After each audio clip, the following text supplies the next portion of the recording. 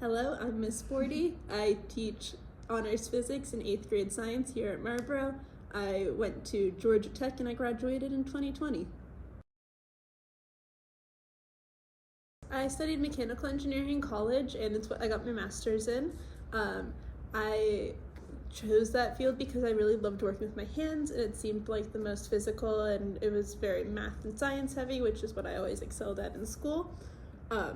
And kind of mechanical engineering is the jack of all trades of engineering. It's got a little bit of electrical, a little bit of chemical, a little bit of civil, a little bit of structural. It's a little bit of everything, and I thought that it would be a lot of fun. It's a great engineering to pursue if you want to do something like test engineering, design engineering.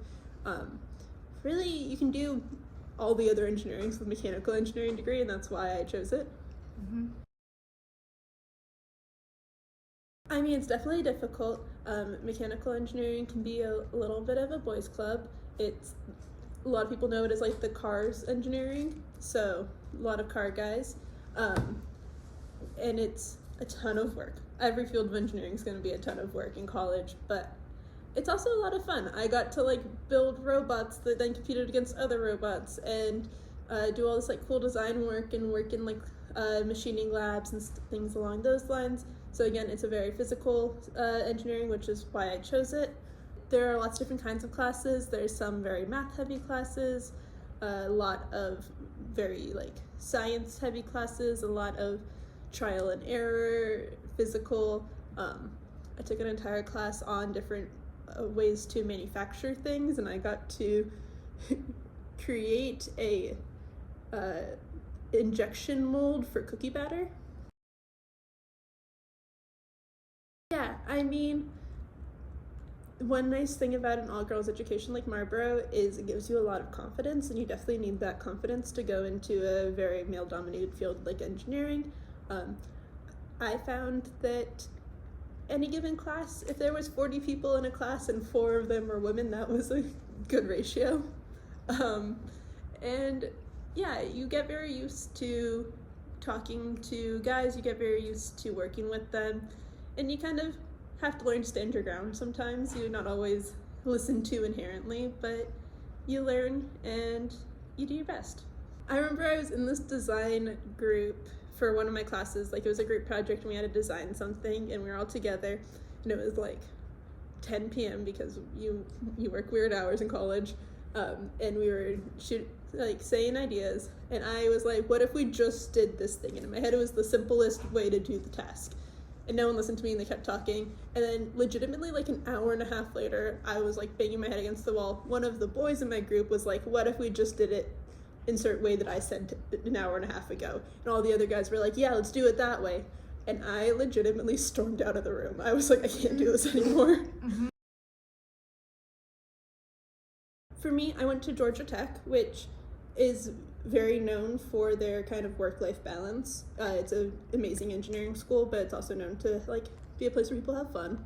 And then also, I set really firm boundaries on my time. Like, I never worked on Saturday. I could work all day Sunday, I could work all day Friday. Saturday was my time. I went to the football game, I hung out with my friends, like I slept in. I never worked on a Saturday.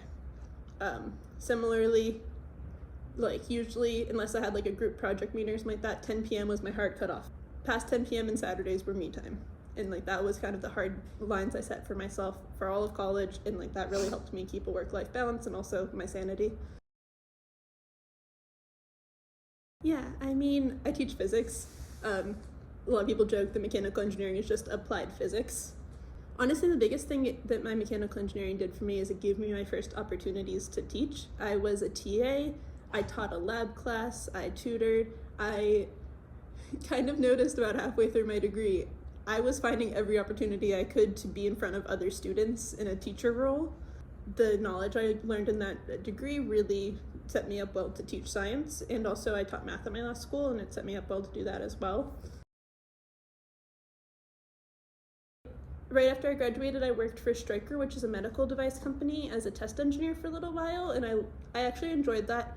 Test engineers, it's pretty much their job to break something, figure out how it broke, and then figure out how to make sure it doesn't break that way again. I also did it at the Home Depot. I was in their design engineering department as an intern for a little while.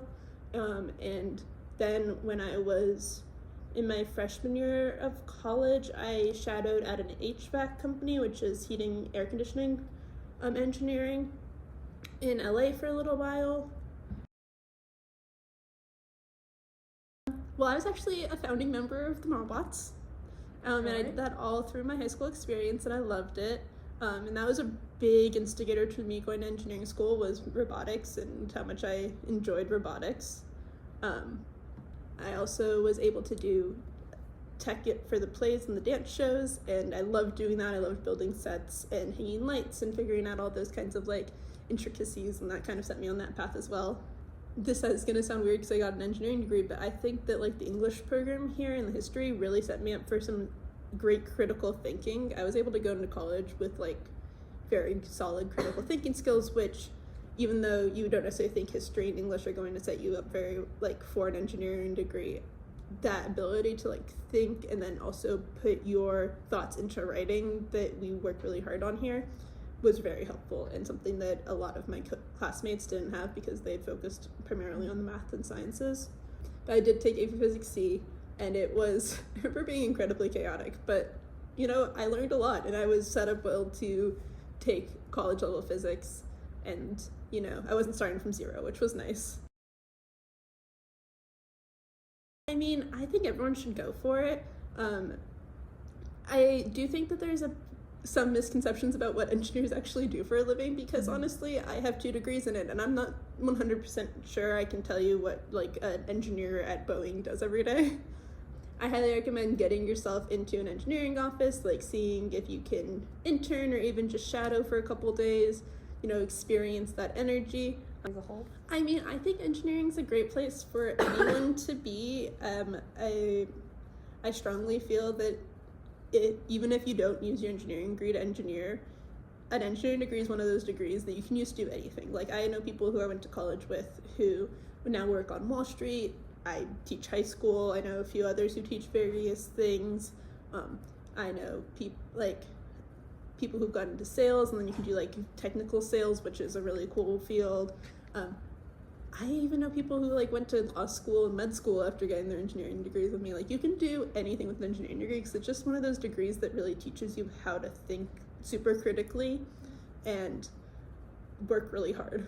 And you know, with those 2 skills, you can do anything. So if you don't know what you want to do, engineering's a really great kind of field for that.